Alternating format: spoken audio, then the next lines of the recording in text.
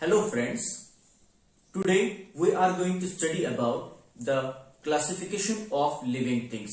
सजीवांचे वर्गीकरण या विषयीचा अभ्यास आपण आज करणार आहोत.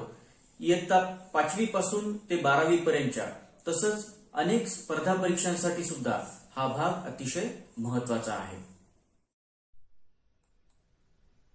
Let us study classification of living organisms, and today we will study about the 5 kingdom system of classification which was introduced by Robert Harding Whittaker in the year 1969. 1969 या वर्षामध्ये रॉबर्ट हार्डिंग विटाकरनं जे वर्गीकरण केलं होतं सजीवांचं त्याचा अभ्यास आपण आज करणार आहोत.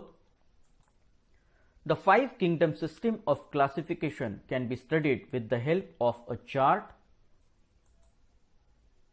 You can see in the chart the living organisms are broadly classified into two types, prokaryotes and eukaryotes. Prokaryotes म्हणजेच आदिकेंद्रकी आणि eukaryotes म्हणजेच दृश्य केंद्रकी.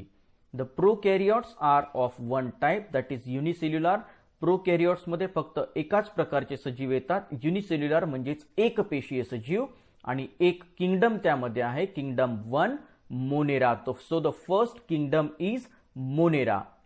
The eukaryotes are classified into two types. They are unicellular and multicellular. Eukaryotes मध्ये दोन्ही प्रकारचे सजीव येतात, एकपेशीय आणि बहुपेशीय. The unicellular is having one kingdom, that is kingdom 2 Protista. एक पेशीय मध्ये पुन्हा एक किंगडम आहे, एक सृष्टी आहे, किंगडम 2 प्रोटिस्टा.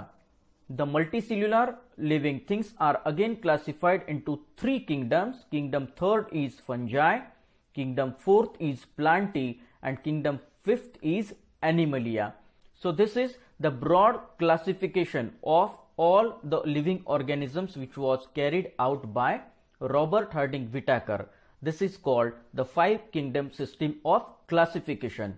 आज आपण पहिल्या 3 किंगडम्सचा डिटेलमध्ये अभ्यास करणार आहोत. किंगडम 1 मोनेरा, किंगडम 2 प्रोटिस्टा आणि kingdom 3 फंजाय.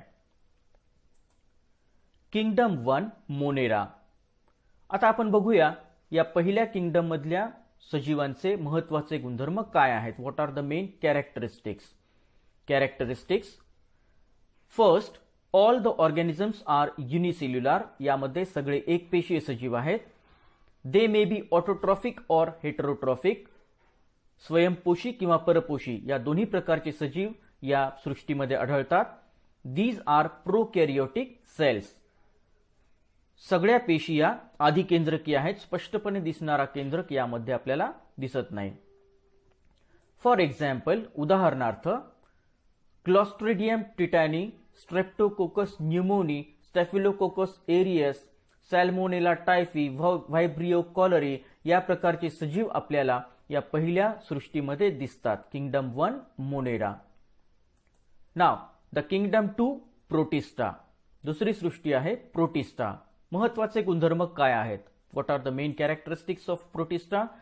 Characteristics are, number 1, these are single celled organisms with well defined nucleus. एकपेशीय सजीव आहेत आणि त्यामध्ये स्पष्टपणे दिसणारा केंद्रक आपल्याला दिसतो. दे हॅव सुडोपोडिया और hair like cilia for locomotion. एका ठिकाणाहून दुसऱ्या ठिकाणी जाण्यासाठी त्यांच्यामध्ये सुडोपोडिया किंवा केसासारख्या दिसणारे सिलिया नावाचे स्ट्रक्चर आपल्याला दिसतात. Autotrophs content chloroplast. यांच्यामध्ये जे ऑटोट्रॉफ्स आहेत दे कंटेन क्लोरोप्लास्ट. ऑटोट्रॉफ्स आणि हेटेरोट्रॉफ्स दोन्ही प्रकारचे सजीव या सृष्टीमध्ये आपल्याला दिसतात, म्हणजे स्वयंपोषी आणि परपोषी. त्यापैकी जे ऑटोट्रॉफ्स आहेत त्यांच्यामध्ये हरितद्रव्य असतं. It can carry out its own photosynthesis and prepare its own food. For example, Volvox and Euglena are the examples of autotrophic living things in the kingdom 2 Protista, and Paramecium and Amoeba are the examples of heterotrophic living things in the kingdom 2 Protista.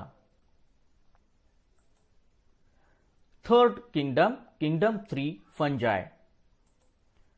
महत्वाचे गुणधर्म. These are non-green, eukaryotic and heterotrophic.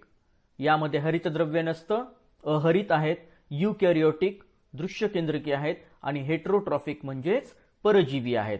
Most of them are saprotrophs. Saprotrophs म्हणजेच मृतोपजीवी. Their cell wall is made up of a complex sugar called chitin. Some fungi are thread-like and many nuclei are present in cytoplasm. एखाद्या धाग्याप्रमाणे रचना असलेले बरेचसे फंजाय आपल्याला आढळतात आणि त्यामध्ये बरेचसे न्यूक्लियस असल्याचं सुद्धा दिसून येतं. For example bakers yeast, penicillium, mushrooms etcetera. जर आपण एखादा ब्रेडचा किंवा पावाचा तुकडा भिजवून त्याला थोडे दिवस उघडं ठेवलं हवेमध्ये, तर आपल्याला पांढऱ्या कापसासारखी रचना त्यावर तयार झाल्याचं दिसतं. याला आपण बुरशी असं म्हणतो. ही रचना अशी असते. जर आपण त्याला मायक्रोस्कोप खाली बघितलं तर sporangium is there, rhizoids are there. The rhizoids carry out the function of absorbing nutrients from the dead material. अशा पद्धतीनं आज आपण क्लासिफिकेशन ऑफ लिव्हिंग थिंग्स या अंतर्गत पहिल्या 3 किंगडम्सचा अभ्यास केला. या पुढच्या किंगडम्स पुढील भागात. धन्यवाद.